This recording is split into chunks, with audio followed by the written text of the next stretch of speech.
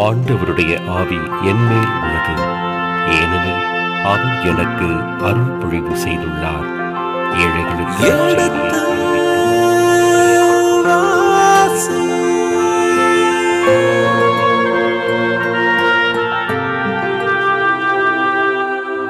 எடுத்து வாசி.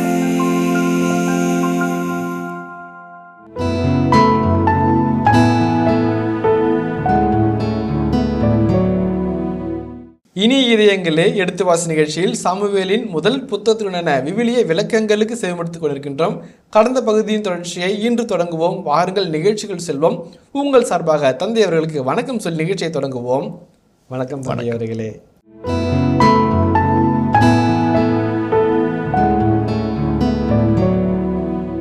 சவுலை பார்த்து கொடுக்க நல்லதை கொடுன்னு சொல்கிறார். நீ பயனற்றதையும் அற்பமானதையும் கொடுத்து அடங்கி போய்கிறாய். ஆண்டவர் உனக்கு எம்பிபிஎஸ்ஸை கொடுத்தார், அவருக்கு என்ன கொடுக்குற? 5 ரூபா நோட்டை கொடுக்குற, போதுன்னு நினைக்கிறேன். அதில் வாழ்க்கை நிறைவாக கொடு, நல்லதை கொடு, முழுமையாக கொடு, ஆண்டவருக்கு உகந்தது கொடு. அதுதான் சவுல் நமக்கு சுட்டி காட்டுகிறார் இல்லைங்களா? அதுதான் மிக முக்கியமான பகுதியாக நம்ம பார்க்குறோம். உயர்ந்ததை, நல்லதை, நேரியதை, ஆண்டவருக்கு பிரியமானதை நம்ம கொடுக்க அழைக்க சவுல் நமக்கு சொல்லித் தருகிறார். இந்த 3 கருத்துக்கள்: கீழ்ப்படிதல் பழையவிட மேலானது, நல்லதை, ஒன்றுபட்ட மனதை ஆண்டவருக்கு நிறைவாய் தருவது, மூன்றாவதாக ஆண்டவர் விரும்புகிறதை கொடுப்பது. இந்த 3 காரியங்களிலும் சவுலை நாம் பின்பற்றி ஒரு மாற்று மனிதராக அவரை சந்தித்து அவர் போல் இல்லாமல் நாம் இறைவன் விரும்புவது போல் இருப்போம் என்று நாம் முன்னேறி சென்றால் நாம் தாம் இறைவன் விரும்பும் நல்ல தலைவர். அந்த பகுதிக்கான நிறைவை நாம் பார்ப்போம். அடுத்த 24 வசனங்களிலே சவுலுக்காக ஒரு தீர்ப்பு எழுதப்படுகிறது. அந்த தீர்ப்பின் தன்மை, அந்த தீர்ப்பினுடைய பின்புலம், அந்த தீர்ப்பில் அடங்கியிருக்கிற இறையியல் வாழ்வியல் கருத்துக்களை சிந்தித்து பார்க்க உங்களை நான் அழைக்கிறேன். ஏதாவது கேள்வி இருந்தால் கேளுங்க, நம்ம போவோம். தந்தை அவர்களே, எனக்கு இந்த 1 சாமுவேல் 15 1 முதல் 9 எந்த கேள்வியும் இல்லை தந்தை அவர்களே. 10 முதல் 34 35 இனி எந்த கேள்வி வருமா என்பது எனக்கு தெரியாது தந்தை அவர்களே. ஆனால் இதற்கு மத்தியில் இருக்கின்ற ஒரு வரியில் எனக்கு ஒரு கேள்வி இருக்குது தந்தை அவர்களே. வரியா படிச்சிருக்கீங்க, நன்றிகள். வரி என்னன்னா, தெரிஞ்சா சொல்றேன், சொல்லுங்க. அந்த வரி என்னன்னா சாமி, அரசர் சவுல் புறக்கணிக்கப்படல் என்று இருக்குது சாமி. தலைப்பு எவ்வாறு கொடுக்கப்பட்டிருக்கிறது. இதற்கு அடுத்து எனக்கு சந்தேகம் வந்தது. அரசர் சவுல் என்று இருக்கின்றது, அரசர் தாவீது என்றோ தாவீது அரசர் என்றோ ஏதேனும் எங்காவது ஒரு தலைப்பு கொடுக்கப்பட்டிருக்கிறதா என்று 1 சாமுவேல் தொடங்கி 2 சாமுவேல் வரை தேடி பார்த்து விட்டு தந்தை அவர்களே, எங்கேயுமே அரசன் தாவீது என்றோ தாவீது அரசன் என்றோ தலைப்பு கொடுக்கப்படவில்லை. தாவீது இவ்வாறு, தாவீது அவ்வாறு என்று கொடுக்கப்பட்டிருந்தது. இந்த ஒரு வித்தியாசம் ஏன் என்று ஒரு கேள்வி தந்தை அவர்களே. உங்கள் கேள்வி மிக அழகான ஒரு கேள்வி, அற்புதமான ஒரு கேள்வி கூட. விவிலியத்தை ஆழ்ந்து படிக்கிறீர்கள் என்பதை சுட்டி காட்டுகிற அருமையான கேள்வி. உங்களுடைய பாராட்டுகளை உங்களுக்கு தெரிவித்துக் கொள்கிறேன். எங்கேயுமே சவுல் அரசர் என்று பல இடங்களில் சொல்லப்பட்டாலும் எந்த இடத்திலும் தாவீது அரசர் என்று சொல்லப்படாத ஒரு செய்தியை நீங்கள் அழகாக சுட்டி காட்டினீங்க. சின்ன சின்ன கருத்துக்கள் நமக்கு நிறைவான நன்மைகளை நமக்கு தரும். இந்த ஒரு கருத்தில் ஒரு சின்ன கருத்தை சொல்கிறேன். இதற்கான இணைச்சட்ட வரலாற்று நூலாசிரியருடைய மனப்பக்குவத்தையும் மனப்பாங்கையும் பின்னாடில் தாவீது அரசை பற்றிய செய்திகள் வரும்போது சொல்கிறேன். இன்றைக்கி நீங்கள் இட்டலிக்கு போனீங்கன்னு வச்சுங்களேன், எல்லாருக்கும் பிரியமாக போக வரும்போது பாதுவா என்கின்ற புனித அந்தோனியாருடைய திருத்தலத்தை சந்திக்கிறோம். பாதுவை அந்தோனியார் என்று சொல்லுவதனால் அந்த பதுவை அந்தோனியாருடைய பசிலிக்காவுக்கு போகணும்னு சொல்லி நீங்கள் ஆசைப்படுவீங்க. ஒரு வேளை நீங்கள் அந்த பதுவா நகரத்தில் ரயில்வே ஸ்டேஷனில் இறங்கி அந்தோனியார் கோயிலுக்கு போகிறது என்ன வழின்னு நீங்கள் கேட்பீங்க. How to go to saint Anthony's shrine அப்படிம்பீங்க. அவங்க என்ன சொல்லுவாங்க? இல் சாந்தோ அப்படிம்பாங்க. என்னன்னா, அந்தோனியார்னு யாரும் சொல்ல மாட்டேங்கிறாங்க. அந்தோனியார், செயின்ட் ஆண்டனி, செயின்ட் ஆண்டோ, செயின்ட் டோனி யாரும் சொல்கிறது இல்லைங்க. அங்கே சொல்கிறதெல்லாம் இல் சாந்தோ. இல்னா த, சாந்தோன்னா செயின்ட், த செயின்ட்டும்பாங்க. த செயின்ட்னா அந்த நகரம் முழுவதும் ஒரே செயின்ட்டு தாங்க, அது அந்தோனியார் தான். அதுதான் அந்த மக்களுடைய மனநிலை பாருங்கள். அவர் எவ்வளோ பெருமையாக நினச்சாங்கனாக்க புனிதர்னு தான் சொல்லுவாங்க, பேரை சொல்ல மாட்டாங்க. புனிதர்னா அவர் தான், அந்தோனியார் தான். இந்த இல் சாந்தோ அப்படிங்கிறாங்க. ஏன்னா அவங்களுக்கு தெரியும் 1231 இறந்த அவர் 1 வருஷம் கூட திருச்சபை காத்திருக்கலைங்க. 11 மாதத்தில் புனிதரை அறிவிச்சிச்சு. யாருக்கும் இந்த பெருமை கிடைச்சா எனக்கு தெரியல. அவ்வளோ வல்லமையான புனிதர். அவருடைய பிரசங்கத்தை கேட்க 25,000-30,000 பேர் கூடினாங்க. மலை மேலே உட்காந்துக்கிட்டு, முகட்டு மேலே உட்காந்துக்கிட்டு, மரத்து மேலே உட்காந்துக்கிட்டு, வீட்டு கூரை மேலே உட்காந்துக்கிட்டு போதிச்சாரு. சத்தம் போட்டு பெருங்குற எடுத்து போதிச்சாரு. என்னுடைய வாழ்க்கை குறிப்பு சொல்லுது. அதனால தான் நினச்சி பார்த்தா அவரை இல் சாந்தோன்றாங்க, பேரை சொல்ல மாட்டேங்கிறாங்க. இஸ்ராயல் மக்களுக்கும் இதே போன்ற ஒரு மனநிலை தான். அரசர் என்றால் அது தாவீது தான், வேறு யாரும் கிடையாது. இன்றைக்கும் நான் முன்பே சொன்னது போல இஸ்ராயலினுடைய இராணுவ படையில் சேருவதற்கு முன்பாக அவர்கள் வாக்குறுதி எடுக்க வேண்டும். 2 இடத்தை அவங்க குறிப்பிட்டு சொல்கிறாங்க. ஒன்று எருசலேம், தாவீதின் நகரம், சிட்டி ஆஃப் டேவிட். அந்த இடத்துல வந்து சிட்டி ஆஃப் டேவிட்னு சொல்கிற தாவீது நகரத்தில் வந்து மண்ணை தொட்டு சத்தியம் பண்ணுவாங்க. அதே போல் மசாடா என்கின்ற ஒரு மலை முகட்டுக்குள்ளே கோட்டைக்குள்ளே போய் நின்று செத்து போனாலும் போவோம், எங்கள் இனத்தையும் எங்கள் இனத்தினுடைய மாண்பையும் விட்டு கொடுக்க மாட்டோம் என்று தற்கொலை செய்து கொண்டு இறந்து போன போர்களுடைய கோட்டை தலை மசாடா. அந்த இடத்துல நின்று சத்தியம் பண்ணிக்குவாங்க. அப்புறம் தான் நம்ம படையிலே சேருவாங்களாம். தாவீதுக்கு அவ்வளோ மகத்துவம். இஸ்ராயல் மக்களுடைய முடியாட்சியிலும் சரி, வரலாற்று கட்டிலும் பொன்னெழுத்துக்களில் பொறுக்கத்தக்க அரசு ஆட்சி காலம் சாலமோனின் ஆட்சி காலம் அல்ல. இதை விட வல்லமையான செழுமையான காலம் சாலமோனின் காலம். அவர்கள் அதை சொல்ல மாட்டார்கள், தாவீதின் காலம் தான் சொல்லுவாங்க. இன்றைக்கி நான் வந்து ஒரு நாள் வந்து இடத்துல தொலைஞ்சிட்டேன், எருசலேமில் தொலைஞ்சு போயிட்டேன். என்னோடய ஃப்ரெண்ட்ஸுக்கு போயிட்டாங்க, எனக்கு தெரில. அப்போ தான் எபிரேய மொழி கற்றுக்கிட்டு இருக்கிறேன். நான் வந்து ஒரு போர் வீரர் வந்தார், இஸ்ராயல் போர் வீரர் வந்தார். நான் அவரை பார்த்து வழி கேட்கணும், எபிரேய மொழியில் தான் கேட்கணும். அவருக்கு இங்கிலீஷ் தெரிலன்ட்டார். அப்படின்னாரா, அப்போ நான் கேட்டேன், கெவர் தாவீத் அப்படின்னேன். தாவீதின் கலை அப்படின்னேன். அதுக்கு பக்கத்தில் தான் வந்து என் நண்பர்கள் கூடுற இடம். கெவர் தாவீத் அப்படின்னேன். அச்சா கம் அப்படின்னு கூப்பிட்டு போய் இதுதான் கெவர் தாவீதுன்னார். அங்கே எல்லாருக்கும் இந்த கெவர்னா கல்லறை, தாவீதுனா தாவீது கல்லறை இன்றைக்கும் இருக்குதுங்க. இன்றைக்கி எத்தனையோ மாமனிதர்களுடைய கலர் இல்லை, ஆனால் தாவீதின் கலர் இங்கே இருக்குன்னு சுட்டி காட்டுறாங்க. அது சொன்னவொன்னு அதை கூட்டு வந்து விட்டாங்க. அங்கேருந்து நான் என்னுடைய நண்பர்கள் இடத்துக்கு போனேன். எதுக்காக சொல்கிறேன் அப்படின்னாக்க, தாவீது வந்து ஒரு கனவு ஆதர்ச புருஷர். அவங்களுக்கு அவருடைய ஆட்சி காலம் வந்து உன்னதமான ஆட்சி காலம். சாமானியர்களும் சரித்திரத்தை படைக்கலாம் என்ற ஒரு மாபெரிய வலிய சக்தியாக தாவீது வந்தார். ஆடுகளை மேய்த்தவன் அரசக்கட்டில் அமர்ந்து பொற்காலத்தை புரட்டி போட்டான் என்பதற்கு தாவீதினுடைய வாழ்க்கை ஒரு விளக்கப்பாடம். இது முதல் கருத்து. முன்னுரையில் சொல்ல விரும்பிய இன்னொரு கருத்து என்ன தெரியுங்களா? ஒவ்வொரு யூத சகோதரனும் நாடு கடத்தப்பட்ட பிறகு, ஒவ்வொரு இஸ்ராயலனும் நாடு கடத்துவதற்கு முன்பாக தாவீதில் தன்னை பார்த்தார்கள். இந்த தாவீது யார்? நான் தான் அப்படின்னு நினச்சாங்க.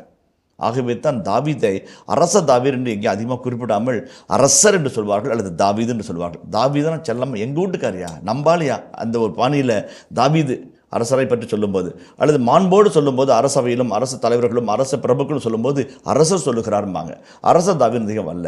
இதுதான் என்னுடைய சின்ன விளக்கமாக இப்பொழுது சொல்லுகிறேன். பிற்காலத்தில் பிற்பகுதியில் வரும்போது மாற்று விளக்கங்களை நான் விளக்கி சொல்ல ஆசைப்படுகிறேன். எபிரேய மொழியில் மெல்லக் என்ற வார்த்தை இருக்கிறது. ஹாம் மெல்லக் என்றால் த அரசர், த கிங் என்ற அர்த்தமாகும். அந்த வார்த்தைக்கும் விளக்கத்தை நான் பின்னாளில் சொல்ல ஆசைப்படுகிறேன். இப்பொழுது அதை முன்னெடுக்க விரும்பவில்லை. அதான் சின்ன விளக்கமாக நான் பார்க்குறேன். நன்றி தந்தை அவர்களே. 1 சாமுவேல் 15ஆம் அதிகாரம் 10 முதல் 34 உள்ள பகுதிகளை சவுல் அரசர் புறக்கணிக்கப்படுதல் என்ற தலைப்பிலே நாம் பார்க்கிறோம். அந்த பகுதியிலே இரு தன்மைப்பட்ட செய்திகளை அந்த பகுதியை நம்மை வந்து அடைந்திருக்கிறது. ஒன்று உரைநடையாக, ஒன்று கவிதை தொகுதியாக. உரைநடையாக 10 முதல் 21 வசனங்களும், மீண்டும் 24 முதல் 34 வசனங்களும் உரைநடையாக வருகிறது. 2 வசனங்கள் கவிதையாக வருகிறது. அது வந்து அற்புதமான கவிதை. அந்த எபிரேய கவிதைக்கு அது வந்து வாழ்வியல் கவிதை. ஒழுக்க நியதிகளை அழகாக படம் பிடித்து காட்டுகிற அற்புதமான கவிதை. 22, 23 ஆகிய 2 வசனங்கள் ஒழுக்க கவிதை, வாழ்வியல் கவிதை, வாழ்க்கை நீதி கவிதை. 3வது இறைவனுடைய விழுப்பங்களை வெளிக்காட்டும் அற்புதமான கவிதை. அந்த கவிதைக்கு கேட்டக்கூடிய ஒரு மணி நேரங்கள் செலவு பண்ணலாம். அவ்வளோ அழகான பகுதி, அருமையான வாழ்வியல் சித்தாந்தங்களை தாங்கி இருக்கிற பகுதி.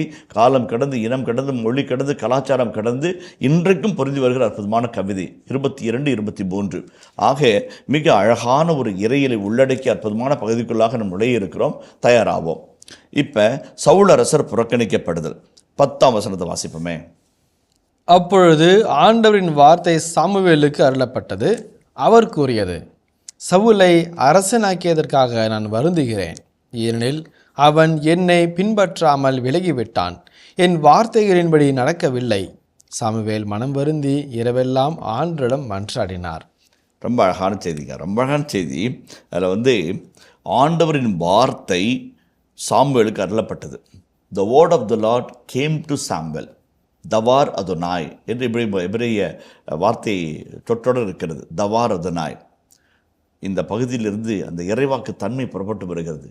குருவாக இருந்த சாமுவேல், இறைவாக்களாக இருந்த சாமுவேல், நீதித்தலைவராக இருந்த சாமுவேல், மூன்றும் ஒட்டுமொத்தமாக இருந்த சாமுவேலுக்கு இறைவாக்கு தன்மையில் இறைவாக்கு அருளப்படுகிறது. ஏனென்றால் இறைவனுடைய வார்த்தை வரும்போது அவர் இறைவாக்கு செய்வார். அந்த வார்த்தை உயிருள்ளது, சொன்னபடி நடக்கும் என்ற உறுதிப்பாட்டை இது சொல்கிறது. இப்போ சொல்கிற வார்த்தை சாமுவேலுடைய வார்த்தை கிடையாது, ஆண்டவரிலிருந்து வந்த வார்த்தை என்பதை ஆசிரியர் அடிக்கோடிட்டு இந்த authenticity and the veracity of the word அங்கே வலியுறுத்தப்படுகிறது.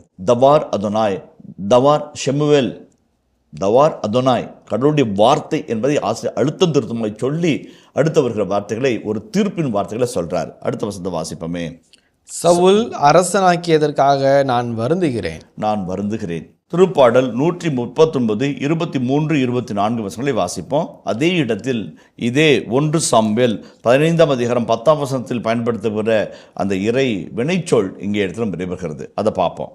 இறைவா, நீர் என் உள்ளத்தை ஆய்ந்து அறியும், என் எண்ணங்களை அறியுமாறு என்னை சோதித்து பாரும். உம்மை வருத்தும் வழியில் நான் செல்கின்றேனோ என்று பாரும். என்றுமுள்ள வழியில் என்னை நடத்தி அருளும். உம்மை வருத்தும் வழியில், வருத்தும் வழினா உம்முடைய மனநோக செய்யும் வழியில் இல்லைங்களா? அதுதான் ஆகாஸ் இறைவானத்தில் பார்த்தா இறைவான சொல்லுவார், விண்ணிலோ மண்ணிலோ ஏதாவது ஒரு இடத்துல ஆண்டோரிடம் ஒரு குறிக்கேள் அப்படின்னு சொல்லுவார். நான் ஆண்டோரை சோதிக்க மாட்டேன், அவர் வந்து பச வார்த்தை சொல்கிறான், என்னை மனநோக செய்யது போதாதென்று என்று வார்த்தை வரும். அந்த மனம் வருத்தம் என்பது எமோஷனல் சஃபரிங் என்று சொல்வார்கள். இப்போ வந்து நோவு என்றால் ஒரு ஊசியில் உங்களை குத்துறேன்னு வச்சுங்களேன், அப்படின்பீங்க, வழியில் இருந்து. அதுதான் வந்து நான் ஒரு சுடுசொல் சொல்லிட்டேன்னு வச்சுங்களேன், நினச்சி யோசிப்பீங்க, அப்படி சொல்லிட்டாரே ஃபாதரு, ஏன் அப்படி சொன்னார், சொல்லிடக்கூடாதுப்பா, நினச்சி வருத்தப்படுவீங்க. அதுதான் அந்த வார்த்தையினுடைய சொல் விளக்கம். NHM என்கின்ற நிக்கம் என்கின்ற அந்த வார்த்தைக்கு எமோஷனல் ஹர்ட், ரொம்ப அழகான வார்த்தை அது. திருப்பாடல் 51:17 வாசிங்களேன். கடவுளுக்கு ஏற்ற பலி நொறுங்கிய நெஞ்சமே. நொறுங்கிய நெஞ்சமே, நொறுங்கிய குற்றமுணர்ந்த உள்ளத்தை இறைவா நீர் ஒருபோதும் புறக்கணிப்பது கிடையாது. இன்னொரு மொழிபெயர்ப்பில் அவமதிப்பு கிடையாது. இதுதாங்க உள்ளங்க. நொறுங்கிய உள்ளங்கிறது இதாங்க நொறுங்கிய உள்ளங்கிறது.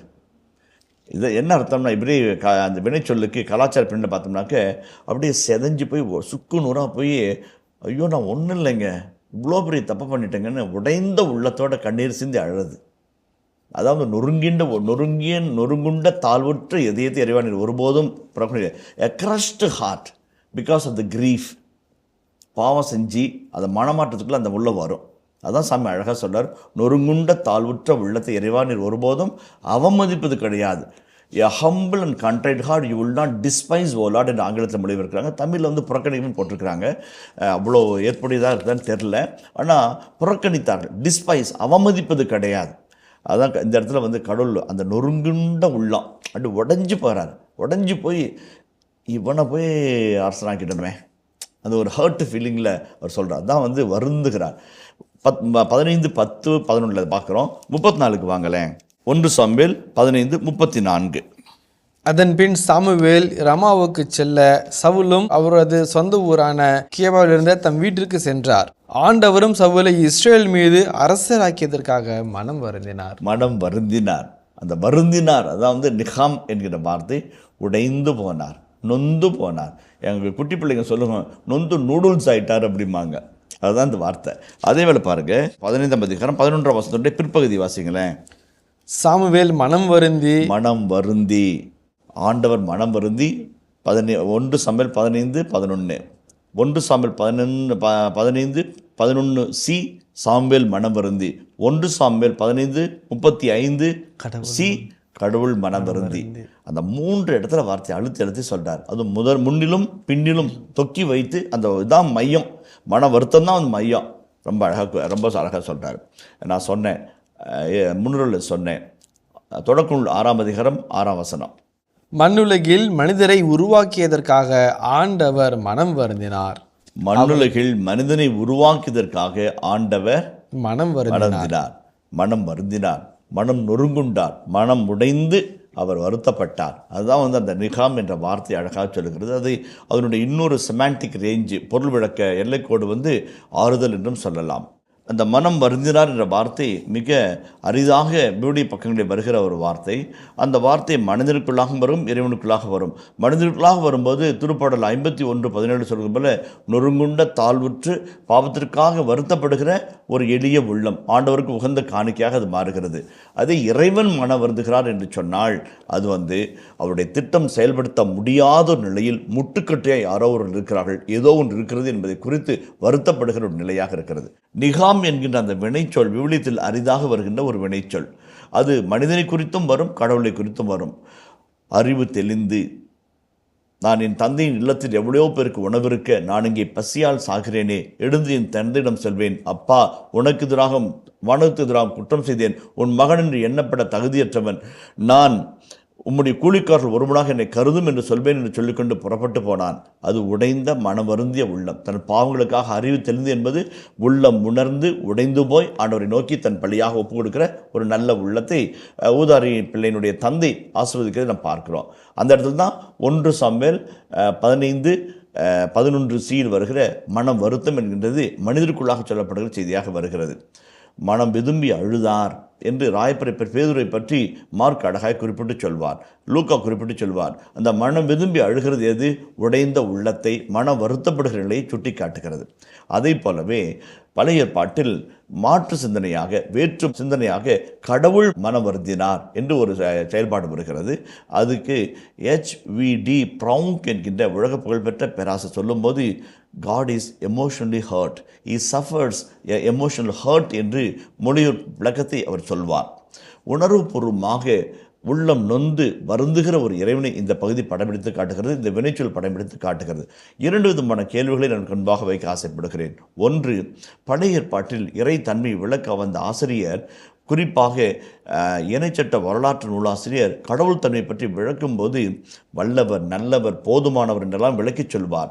அதே போல் அன்பு காட்டுகிற அந்த அன்பு முகத்தை காட்டும்போது ஆந்த்ரோபோமார்பிக், மனித சார்பு கருத்துக்களோடு இறைவனை ஒப்பிட்டு மனித சார்பு வினைச்சொற்களோடு இறைத்தன்மை விளக்குவார். கடவுள் அழுதார், கடவுள் தொட்டார், கடவுள் தன் வாயிலே வார்த்தையை ஊட்டினார். எந்த கை, வலது கையா இடது கையா, எங்கே, எப்போ, அதெல்லாம் சொல்ல முடியாது. ஆந்த்ரோபோமார்பிக் எக்ஸ்பிரஷன்ஸ். கடவுள் மனம் வருந்தினார். அப்போ மனசு இருக்குதா கடவுளுக்கு? அதெல்லாம் கேள்வி இல்லை. அவர் நம்மை போல அவர் வருத்தப்பட்டார். Emotionally is hurt. அப்போ ஒரு அழகான அன்பு செய்யும் இதயத்தை நாம் பார்க்குறோம். இந்த 11 வசனம் பார்த்துட்ருக்குறோங்க சாமி. 11ல் கடவுள் மனம் வருந்தினார் சொல்லி இருக்குதுங்க. அதுக்கு என் வார்த்தைகள் நடக்கவில்லை என்று இருக்கின்ற பொழுது மக்கள் உண்டான ஒரு சுதந்திரம் இல்லையோ என்ற ஒரு கேள்வியும் எழ வாய்ப்பு இருக்குது சாமி. இப்போ 2 செய்திகளை சொல்ல விரும்புகிறேன். ஒன்று கடவுள் மனம் வருந்தினார், emotionally hurt, emotionally disturbed because of his appointment of Saul as a king. இந்த இடத்துல இன்னொரு காட்சி சொல்கிறாங்க. கடவுள் சொன்னது தானே சவுல் செஞ்சார், அப்போ சொன்னதெல்லாம் செய்யணும்னாக்க அப்புறம் நம்ம சுதந்திரம் எங்கே அப்படின்னு ஒரு கேள்வி வரக்கூடும். Is God of binding, is a God of controlling, is a dictator அப்படின்னு ஒரு கேள்வியில் நமக்குள்ளாக வரும்.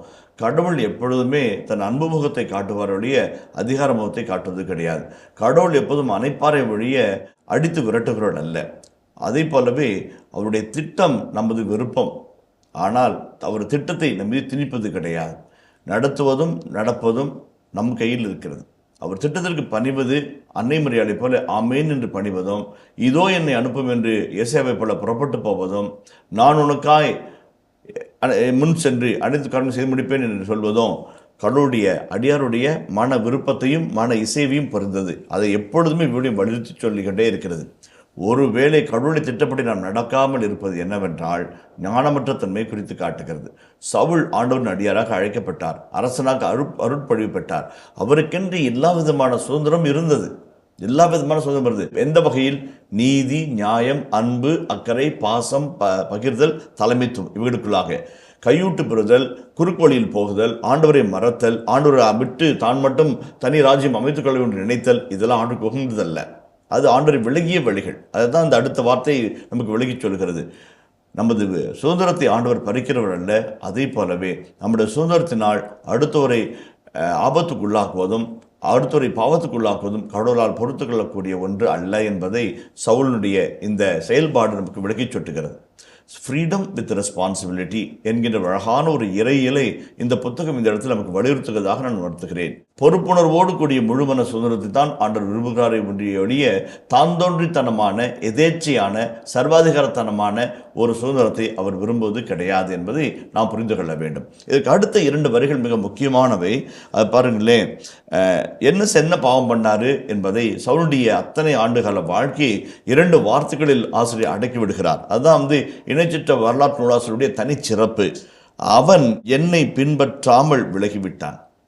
என்னை பின்பற்றாமல் விலகிவிட்டான். அந்த வார்த்தை ரொம்ப அழகானது. கிரேக்க மொழியில் அக்குலோத்தையோ, following the Lord, following the Lord. அது எப்படின்னா நம்ம சின்ன பிள்ளைங்களா இருக்கும்போது இந்த நம்ம கால் பாதத்தில் குட்டி பிள்ளைங்களை கால் நிற்க வச்சு நடந்து போவோம். நம்ம நடக்க நம்ம கால் நடக்க அந்த குழந்தைய பாதம் பதிச்சுக்கிட்டே போவோம். அதுக்கு சிரிப்பு, நமக்கு மகிழ்வு. அதை போல ஆண்டவரை பின்பற்றி நடப்பது என்றால் அவர் அடிச்சூடுகள் முன்பே இருக்கிறது. அந்த அடிச்சூடுகள் பாதம் பணிந்து நாம் தொடர்ந்து போவது, அதுதான் பின்தொடர்தல் என்பது. ஆண்டவரின் பாதத்தில் பாதத்தை பதித்து ஆண்டவரின் இறைத்திருளத்தை ஏற்று ஆண்டவரின் உளமாக, ஆண்டவரின் குரலாக, ஆண்டவரின் கரமாக செயல்படுகிற அழைப்பு தான் சவுலுடைய அழைப்பு. என்னை பின்பற்றாமல், அதை ரொம்ப அழகாக சொல்றாரு, அவன் என்னை பின்பற்றாமல் விலகிவிட்டான். பாவம் பற்றிய சிந்தனையில் எபிரேய மொழியானது 4 பெயர் சொற்களை பயன்படுத்துகிறது. ஹட்டா, அவன், ரசா, பெசா என்று 4 வினைச்சொற்களை பயன்படுத்தி எந்தெந்த வகையிலெல்லாம் பாவத்தின் தன்மை வேறுபடுகிறது என்பதையும் விளக்கி காட்டுகிறது. அதில் முக்கியமான ஒன்று விலகிச் செல்லுதல். இந்த வழியில் போகிறது டக்குன்னு விலகி போயிடுறது. மனமாற்றம் என்பது என்ன? மெட்டனோயே என்கிற கிரேக்க சொல்லுக்கு மேல் என்ன? திரும்பி வருது. சூப், விலகி போன வழியிலிருந்து மீண்டும் வழிக்கு சேருவது. அதுதான் சூப் என்ற எபிரேய மொழியிலும் அல்லது மெட்டனாய் என்ற கிரேக்க மொழியிலும் சொல்கிறார்கள். திரும்பி வருதல், ஹோம் கம்மிங் என்றெல்லாம் நாம் சொல்லுகிறோம். தொலைதூரம் போய்விட்டான் உதாரி மைந்தன், திரும்பி வருகிறான். அதுதான் மனமாற்றம் என்று சொல்கிறோம். இந்த இடத்துல விலகி போனான். ஹட்டா, எபிரேய மொழியில் இந்த அழகான வார்த்தை இருக்கிறது. ஹட்டா என்கின்ற அந்த பாவம் பற்றிய சொல்லுக்கு என்ன விளக்கம்னாக்க missing the mark, missing the target. நம்ம ஆளுங்க ஒலிம்பிக் பந்தயத்துக்கு போனாங்க, பட்டியலில் பேரே வரல. சார், கம்ப்யூட்டர் மிஸ்டேக், என் பேர் பட்டியலில் வரல அப்படின்னாங்க. செக் பண்ணி பார்த்தா ஒரு குறிப்பிட்ட இதுக்குள்ள வரல அப்படின்னாக்க கம்ப்யூட்டர் பேர் எடுத்துக்காது அப்படின்னாங்க. மிஸ் த மார்க்கு, ஸ்கோர் போச்சு, பட்டியல் தேர்வுக்குள்ளே வரல. மிஸ்ஸிங் த மார்க், குறி பார்த்து சுட வேண்டும், சுட்டால் பரிசு, அந்த குறியை தவறு விட்டால் இழப்பு. அதுதான் missing the mark, missing the target. ஆர்ச்சரியோ அல்லது துப்பாக்கி சுடுதலோ அல்லது எந்த விதமான விளையாட்டு போட்டிகளோ அந்த டார்கெட்டை மிஸ் பண்ணக்கூடாது. இங்கே இவருடைய டார்கெட் என்ன? ஆண்டவர். கண்களை பதிய வைப்பேன், ஓட வேண்டிய விதத்தில் ஓடி வெற்றி பாதையில் வந்து நிற்பேன். இதான் அழைத்தல் வாழ்வுடைய சூட்சுமம். கண்களை எங்கே பதிய வச்சார்? ஆண்டவர் மேலே பதிய வைக்கிறது முன்னாடியே பொருட்கள் மேலவும் அகிலத்து மேலும் பதிய வச்சார். விலகி போனார். அதுதான் அழகான வார்த்தை. அவன் என்னை பின்பற்றாமல் விலகி போனான். வேற எதையோ பின்பற்றி போயிருக்கிறான். அப்போ பாவம் செய்தான். இரண்டாவது பாருங்க, ரொம்ப அழகான வார்த்தை. என் வார்த்தைகளின்படி நடக்கவில்லை. ஆண்டவரின் வாக்கு சாமுவேலுக்கு அருளப்பட்டது. அவருடைய வார்த்தை சாமுவேலுக்கு வருகிறது. சாமுவேல் உள்ளதை உள்ளபடி உரைக்கிறார். இறை திருளத்தை எப்படி தெரிந்து கொள்வது? இறை வார்த்தையின்படி நடப்பது. மத்தேயு 7:24 சொல்லுகிறது, இறை வார்த்தையை கேட்டு அதன்படி நடக்கிறவர்கள் எவரும் பாறையின் மீது தன் வீட்டை கட்டிக்கொண்ட அறிவாளி, வைஸ்மேனுக்கு சமமானவர்கள், ஞானிகளுக்கு சமம். தே ஆர் த ஹோக்மா பீப்புள், சோஃபியா பீப்புள். பாறையின் மீது வீட்டை கட்டிக்கொண்ட அறிவாளிகள் ஒப்பாவார்கள். அது அந்த வார்த்தையை கேட்டு நடக்காமல் இருந்தால் மணல் மீது கட்டிக்கொண்ட மூடனுக்கு ஒப்பாவான், முட்டாளுக்கு, ஞானமற்றவனுக்கு, அறிவில்லாதவனுக்கு சமமாவான். என்னாகும்? காத்தடிக்கும், மழை அடிக்கும், புயல் வரும், வெள்ளம் சூழ்ந்து வரும், சரிஞ்சு விழுந்து கிடக்கிறாரே இல்லைங்களா? அதுதான் அது என் வார்த்தைகளின்படி நடக்கவில்லை. திருப்பாடல் ஆசிரியர் 119ஆம் திருப்பாடலின் 105வது வசனத்திலே வெகு அழகாக சொல்லுவார், ஆண்டவரே, உம் வார்த்தை என் பாதைக்கு விளக்கு, நான் நடக்க வேண்டிய பாதைக்கும் வெளிச்சம் அதுவே என்று சொல்கிறார். இறைவனின் வார்த்தை நாம் நடக்க வேண்டிய பாதைக்கு வெளிச்சம், நான் நடக்க வேண்டிய பாதைக்கு விளக்கு. அதான் ரொம்ப ரொம்ப முக்கியம். அந்த வார்த்தை காட்டும் வழியிலே அவர் நடக்க தவறினார். 2 பாவம். ஒன்று, ஆண்டவரை பின்பற்றி நடக்கவில்லை, ஆண்டுடைய வெளிச்சமான வார்த்தையின்படி நடக்கலை. இனிய இதயங்களே, எடுத்து வாசி நிகழ்ச்சியில் சாமுவேலின் முதல் புத்தகத்துடனான விவிலிய இறை வசனங்களுக்கு செவிமடுத்துக் கொண்டிருக்கின்றோம். இதன் தொடர்ச்சியை மீண்டும் அடுத்த பகுதியில் பார்ப்போம். அதுவரை இணைந்திருங்கள். இயேசுவுக்கே புகழ், இயேசுவுக்கே நன்றி, மரியே வாழ்க. சவுல் மனம் வருந்துகிறார். ஏன்? ஆண்டவரின் சிந்தனையும் அடியாரின் சிந்தையும் இணைந்து போகும். ஆண்டவர் சவுலை குறித்து மனம் வருந்தினார். தனக்காக மண்டிட்டு கதறினாரா? தன்னை ஆண்டவர் தண்டித்து விடக்கூடாது என்பதற்காக கதறினாரா? அல்ல. பிழை செய்த, ஆண்டவரின் வார்த்தையை கேட்காத, ஆண்டவரின் வார்த்தையை விட்டு விலகி போன, அருட்பொழிவு செய்யப்பட்ட, பதவி இறக்கம் செய்யப்பட போகிற, ஆண்டவரால் தண்டிக்கப்பட போகிற ஒரு சகோதரனுக்காக அவர் ஜெபித்தார்.